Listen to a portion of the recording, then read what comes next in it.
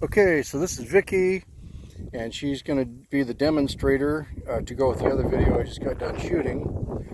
Anyway, so what we have going on here is turning on the hydrant, and the water is coming right off the hydrant, down through this line, right here, and over to the black line.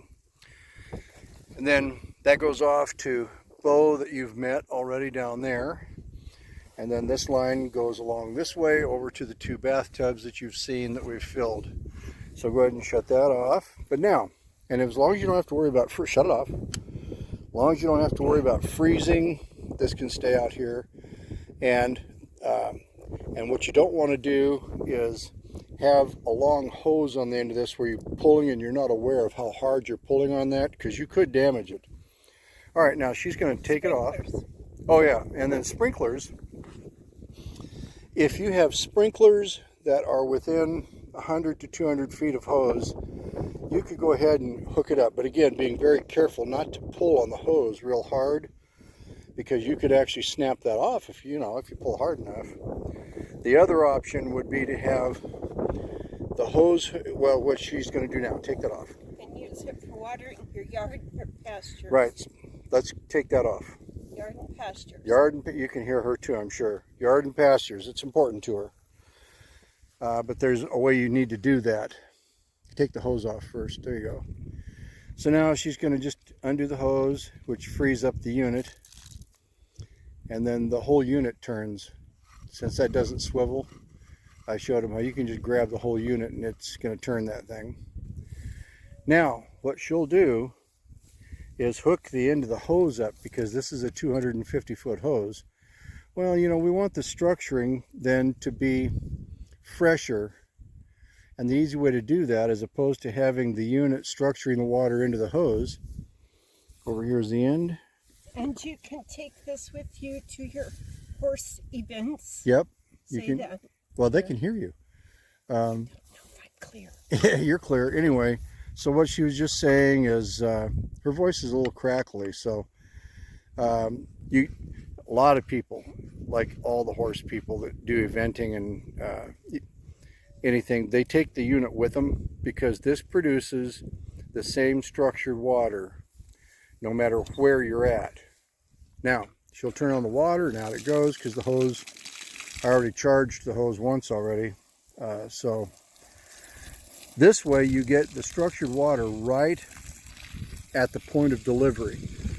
So if you have a very long hose and it's going into a string of sprinklers, which sometimes we do, you can actually have this unit be at the end of the hose and at the beginning of the sprinklers that you're using to do your pasture, your yard, your whatever.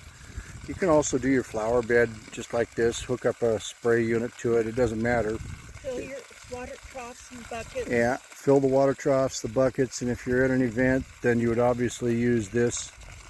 If it's a short hose, put it on the end of the faucet, or just whatever hose they've got, stick that on the end of the hose like we're doing right here. Fill your water tanks, whatever. Yeah, whatever you got to do.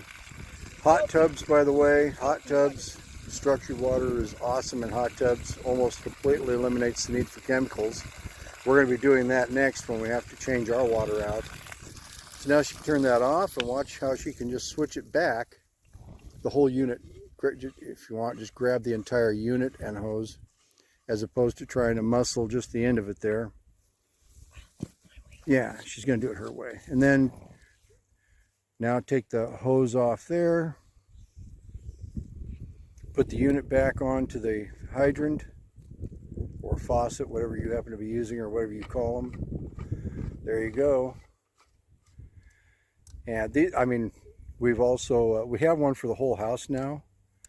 And don't hook that end, the other hose. There we go. Get the other hose hooked up. We got one for the whole house.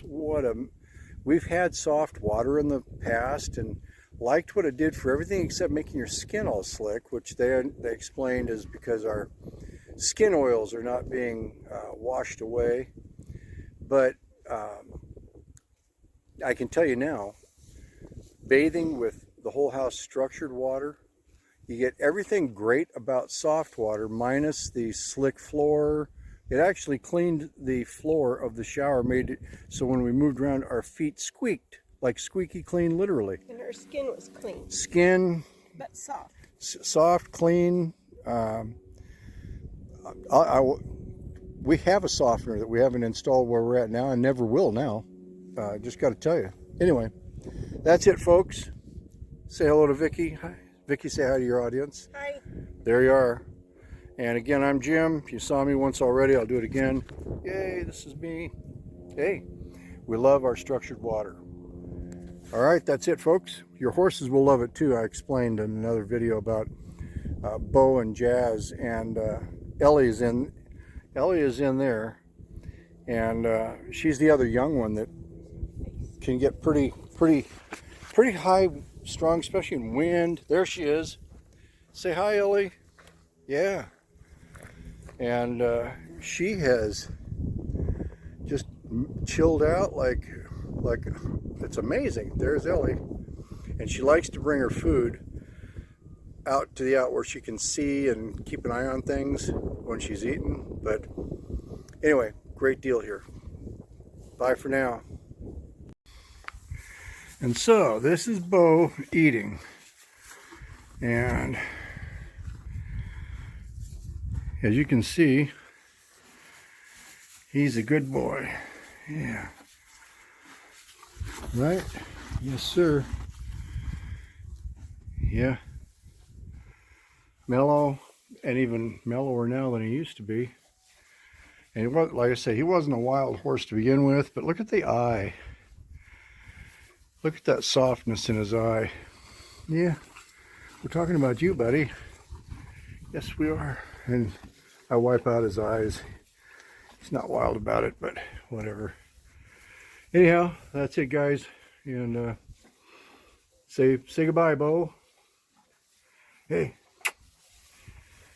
Yeah, he likes his hay, likes his house, and he's a mellower boy. Cool. I'm up for that. Bye now. All right, so I'm in here with my man Phoenix. Sorry, buddy. And now, because he didn't have the demotivation of standing in the puddle, he has not touched these waters, and they're right here. This is the two well waters. So the water consumption from the bathtub, because he's the one that shares with Beams and Jazz. There's Cimarron over there. Yeah, buddy. Anyway, so because he didn't have to stand in the puddle, he's the one that drank the water out of the bathtub, and now they're full. But coming from this direction, see, he gets this half of the tub, and as you can see, there's no mud, no reason to avoid, and so he didn't touch the well water at all. They, on the other hand, can't stand standing in icky ground. Sissies, I know. Anyway, so now you can see we're back to full right up the top on that side. It's not exactly level. I mean, we've leveled it in the past, but so you can see there's a little bit of a distance from the top to the water there, almost perfectly level, and intentionally is leaned inward. As you can see, along the back side, it's tilted inward so it doesn't run out and literally wash the ground away from it over time. Anyway, so now we know he did not touch well water at all, chose this water, even though it's there, right there, and we'll continue on.